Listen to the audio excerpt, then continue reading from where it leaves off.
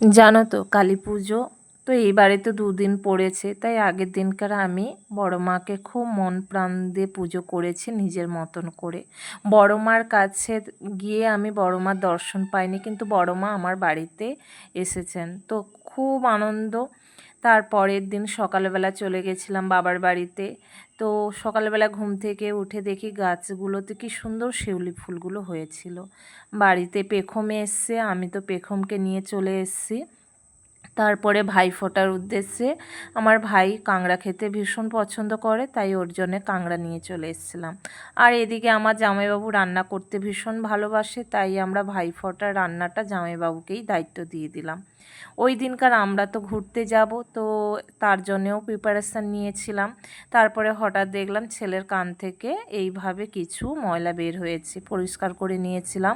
মা বলল ভয়ের কোনো কারণ নেই, কারণ খুব পরিমাণে ঠান্ডা লেগেছে।